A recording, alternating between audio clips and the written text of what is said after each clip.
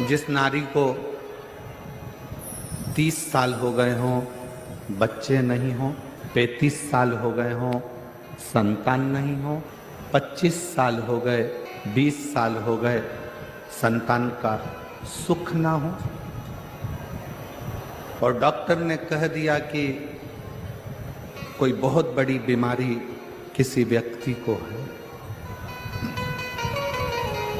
रोग बड़ा, बीमारी बड़ी है, और उस बीमारी का कोई हल, उस रोग का कोई हल नहीं दिख रहा, कोई हल नजर ना आ,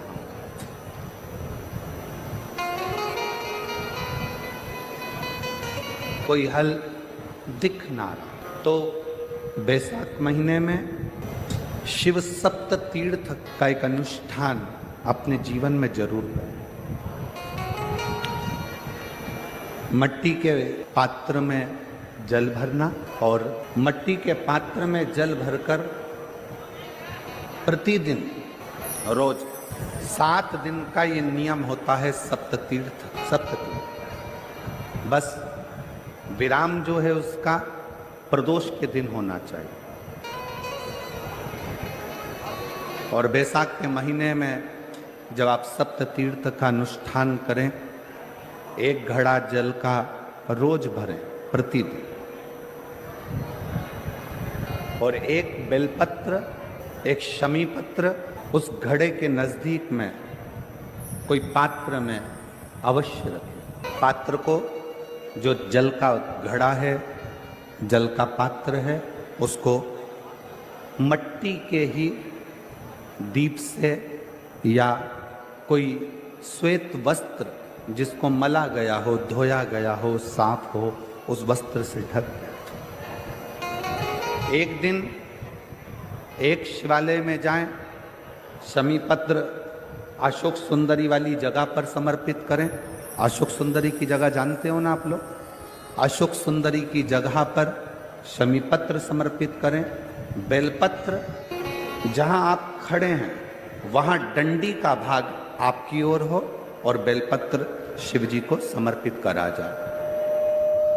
फिर जो मट्टी के पात्र में जल है वो भगवान शंकर को अपनी कामना कर कर शिव जी को समर्पित करो। संतान के लिए कर रहे हो तो वहीं से जल को एक कटोरी में, एक पात्र में झेल लीजिए। उस जल का आधा भाग नंदी के पास बैठकर आप ग्रहण कर लो, आधा भाग अपने पति को देना प्रारंभ कर दो।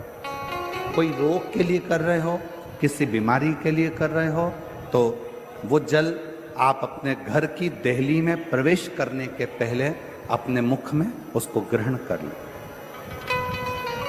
एक दिन में एक शिवालय, दूसरे दिन दूसरा शिवालय, तीसरे दिन तीसरा शिवालय।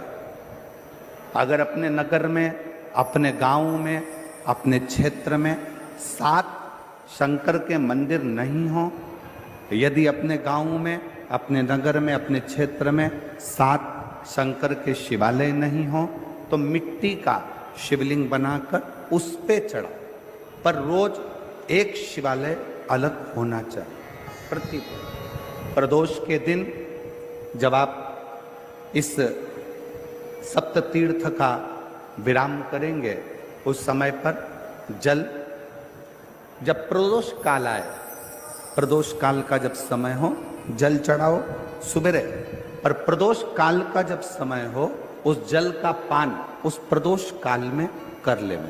प्रदोष को, जो प्रदोष काल में उस जल को शंकर का पंचाक्षर मंत्र नमः शिवाय, षडाक्षर मंत्र ओम नमः शिवाय या श्री शिवाय नमस्तुभ्यम बोलकर प्रदोष काल में उस जल का पान करें। बाबा को प्रार्थना करें, शिव से विनय करें। ये नियम केवल बैसाख के महीने में होता है, इसको बाकी के महीने में नहीं किया जाता है।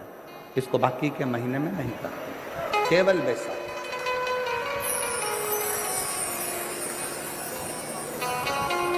शिव सप्त तीर्थ का जो नियम है वो अपने जीवन में धारण करें।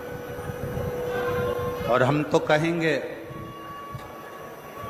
शिव महापुराण की कथा श्रवण करने वाले प्रत्येक बेटा बेटी से,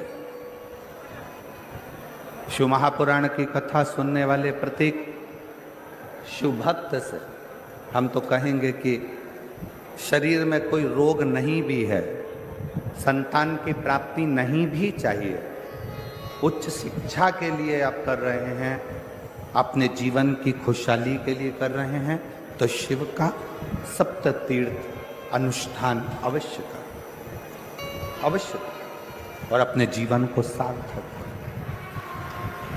धन्यवाद।